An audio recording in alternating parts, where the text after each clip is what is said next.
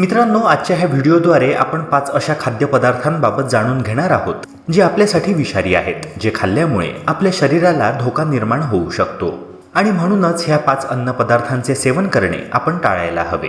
आपल्या आहारात अशा अनेक गोष्टींचा समावेश असतो ज्यात काही गोष्टी शरीरासाठी आरोग्यासाठी हितकारक असतात, मात्र अशा देखील काही गोष्टी आहेत, असे काही अन्नपदार्थ आहेत जे आपल्या शरीरात विषाप्रमाणे कार्य करू शकतात, आपले आरोग्य धोक्यात आणू शकतात आणि काही केसेसमध्ये तर मृत्यू सुद्धा ओढवू शकतो। मित्रांनो, व्हिडिओला सुरुवात करण्यापूर्वी एक नम्र विनंती तुम्हाला करतो, जर तुम्ही आपल्या यूट्यूब चॅनलवर नवे असाल तर व्हिडिओला लाईक करून चॅनलला नक्की सबस्क्राईब करा, जेणेकरून असेच महत्त्वपूर्ण कंटेंट्स नेहमीच तुम्हाला बघता येतील। मित्रांनो, 5 खाद्यपदार्थांपैकी पहिली गोष्ट जी खाणे आपण टाळायला हवे ते म्हणजे कडू बदाम। मित्रांनो, कडू बदाम विषारी असतात। मार्केटमध्ये 2 प्रकारचे बदाम उपलब्ध आहेत, स्वीट म्हणजेच गोड बदाम आणि बिटर कडू बदाम। स्वीट बदाम पूर्णपणे सुरक्षित असतात, त्यांच्या सेवनाने कुठल्याही प्रकारचे नुकसान शरीराला होत नाही, मात्र भेसळ करण्यासाठी ह्या गोड बदामांमध्ये कडू बदाम मिसळले जातात, जे शरीराकरिता अपायकारक असतात, कारण अशा कडू बदामांमध्ये हायड्रोजन सायनाइड असते आणि सायनाइड हे सर्वात विषारी असते हे तर प्रत्येकाला ठाऊक आहेच। संशोधनात असे आढळून आले आहे की 6 ते 7 कडू बदाम जरी आपण खाल्ले तरी त्यामुळे फूड पॉयझनिंगचा धोका उद्भवू शकतो। इतकेच नव्हे तर ह्या प्रमाणापेक्षा अधिक कडू बदाम खाल्ले तर माणसाचा मृत्यू देखील ओढवू शकतो। शारीरिकदृष्ट्या कमकुवत व्यक्तीला, लहान वयाच्या किंवा इवन पौगंडावस्थेतील मुला मुलींना तर कडू बदाम सर्वात जास्त अपायकारक आहे। तेव्हा एक गोष्ट नेहमी लक्षात ठेवा, जेव्हाही तुम्ही बदाम खात असाल आणि खाताना ते जराही कडवट वाटले तर लगेच ते थुंकून द्या। नेहमी गोड बदामच आपण खायला हवे। दुसरी गोष्ट जी आपण चुकूनही खाऊ नये, जी शरीराकरिता विष आहे, ते म्हणजे हिरवे बटाटे। मित्रांनो, काही बटाटे हे अंशतः हिरवे असतात तर काही पूर्णच हिरवे असतात। मित्रांनो, ह्या हिरव्या भागात सोलेनेस आणि क्लोरोफिल आढळते। क्लोरोफिलने तर काही धोका उद्भवत नाही, मात्र सोलेनेस विषाप्रमाणे कार्य करते। प्रमाणाबाहेर सोलेनेस शरीरात गेले तर काही लक्षणं दिसून येतात, जसे की मळमळ, उलट्या, अंतर्गत रक्तस्त्राव म्हणजेच इंटरनल ब्लीडिंग, पॅरालिसिस आणि काही एक्स्ट्रीम केसेसमध्ये तर कोमा तसेच मृत्यू सुद्धा ओढवू शकतो। कारण सोलेनेस एक न्यूरोटॉक्सिक सबस्टन्स आहे, जे शरीरात विषाप्रमाणे कार्य करते।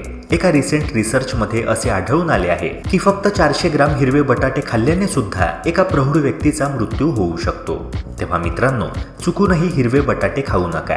संपूर्ण बटाटाच हिरवा असेल तर तो नक्कीच खाऊ नका।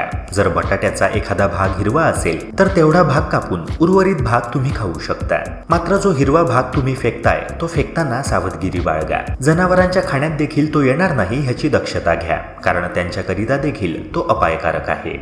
तिसरी गोष्ट जी आपण खाणे टाळायला हवे ती म्हणजे ब्राऊन राईस। आता हे ऐकून तुम्हालाही शॉक बसला असेल, पण मित्रांनो, चुकीच्या पद्धतीने आणि काही प्रिकॉशन्स न घेता ब्राऊन राईस खाणे शरीराला धोका निर्माण करू शकते। साधारणतः ब्राऊन राईसला हेल्दी फूड आयटम्समध्ये गणल्या जातं आणि आहारात नेहमी समावेश करण्याबाबत देखील सांगितलं जातं, मात्र हा ब्राऊन राईस देखील शरीराकरिता धोका निर्माण करू शकतो असे संशोधनाअंती दिसून आले आहे। आता ते कसे हे जाणून घेऊया। मित्रांनो, राईस कोणताही असो, पांढरा किंवा ब्राऊन, त्यात आर्सेनिकचे प्रमाण भरपूर असते। आर्सेनिक शरीरासाठी घातक असते, कारण आर्सेनिक हे कार्सिनोजेनिक म्हणजेच कॅन्सरचा धोका निर्माण करणारे घटक म्हणून गणले जाते। आता भातात आर्सेनिक जाते कसे ते जाणून घेऊया। मित्रांनो, भात शेती ह्याला कारणीभूत आहे, म्हणजेच भाताच्या शेतीदरम्यान अनेक खतांचा, औषधांचा आणि कीटकनाशकांचा वापर केला जातो, त्यात बऱ्याच प्रमाणात आर्सेनिक असते। तसे तर सर्वच अन्नधान्याकरिता ह्या कीटकनाशकांचा, औषधांचा वापर केला जात असतो, मात्र इतर सर्व अन्नधान्यापैकी भात सर्वाधिक आर्सेनिक शोषून घेत असतो, ज्या कारणाने भाताच्या सेवनाने आर्सेनिक शरीरात जाण्याचा धोका बळावतो।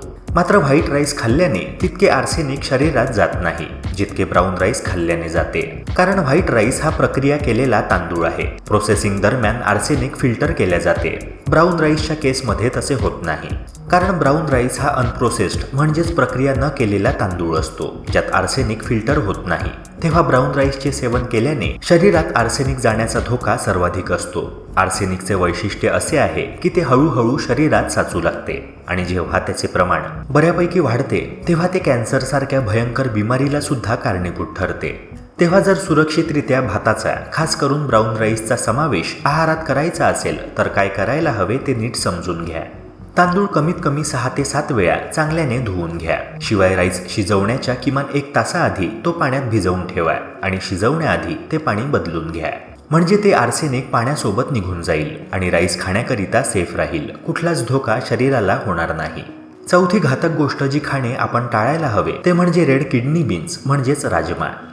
मित्रांनो, राजमा जर अर्धवट शिजवलेला असेल तर तो शरीरासाठी अत्यंत घातक ठरू शकतो, कारण राजमामध्ये लेक्टिन आढळते, जे विषारी पदार्थांमध्ये गणले जाते. जर राजमा पूर्णपणे शिजला तर लेक्टिन नष्ट होऊन जाते आणि ते खाणे पूर्णपणे सेफ असते. मात्र अर्धवट शिजलेल्या राजम्यामध्ये लेक्टिन शिल्लक असते आणि असा राजमा जर आपण खाल्ला तर फूड पॉयझनिंगमुळे मोठा धोका शरीराला निर्माण होऊ शकतो. अर्धवट शिजलेल्या राजम्यामध्ये लेक्टिनचे प्रमाण 4 ते 5 पट अधिक वाढून जाते. एवढेच नव्हे तर 5 ते 6 कच्च्या स्वरूपात राजमा खाल्ल्याने गंभीर साईड इफेक्ट्स भोगावे लागू शकतात. ते शरीरासाठी खूप घातक, विषारी ठरू शकतात. तेव्हा राजमा खात असाल तर काही सावधगिरी बाळगणे अत्यंत गरजेचे आहे. राजमा शिजवण्यापूर्वी किमान 1.5 ते 2 तास पाण्यात भिजवून ठेवा आणि जोपर्यंत पूर्णपणे राजमा शिजत नाही तोपर्यंत गॅसवर त्याला शिजवा. अशा पद्धतीने जर राजम्याचे सेवन तुम्ही केले तर ते अगदी सेफ राहील. पाचवी गोष्ट जी शरीराकरिता विषारी ठरू शकते ती म्हणजे जायफळ. आता हे ऐकून देखील अनेकांना धक्का बसला असेल, पण मित्रांनो, मायरिस्टिसिन नावाचे एक कंपाऊंड जायफळात आढळते, जे शरीरात गेल्यावर त्याचे ब्रेकडाऊन होऊन एक असे नवे कंपाऊंड तयार होते जे शरीराकरिता अपायकारक असते.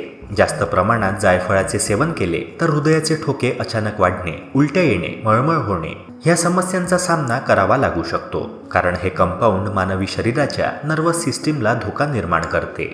काही केसेसमध्ये तर हॅल्युसिनेशनचा सामना देखील करावा लागू शकतो, ज्यात भ्रम निर्माण होणे, विचित्र विचार मनात येणे, आजूबाजूला काय घडत आहे याबाबत काहीच भान नसणे इत्यादी गोष्टी घडून येऊ शकतात. तेव्हा चुकूनही जायफळाचे अधिक प्रमाणात सेवन करू नका. याच्या दुष्परिणामांचा सामना 1 तासापासून अगदी 12 तासांपर्यंत देखील करावा लागू शकतो. मित्रांनो, तसेही भारतात जायफळाचा समावेश आहारात मुख्यतः मसाल्यांच्या स्वरूपातच केला जातो, तेव्हा ह्याच्या ओव्हरडोसचा धोका टाळला जातो. मात्र औषधाच्या स्वरूपात ह्याचे सेवन करत असाल, एखाद्या उपचाराकरिता ह्याचे सेवन करत असाल तर नेहमीच प्रमाणात जायफळाचे सेवन करा. एका मर्यादेपर्यंतच जायफळाचे सेवन करणे सेफ आहे हे लक्षात असू द्या. मित्रांनो, आय होप हा व्हिडिओ तुम्हाला महत्त्वपूर्ण वाटला असणार. तेव्हा व्हिडिओला लाईक करून चॅनलला सबस्क्राईब करायला विसरू नका. भेटूया पुन्हा एका नव्या व्हिडिओसह.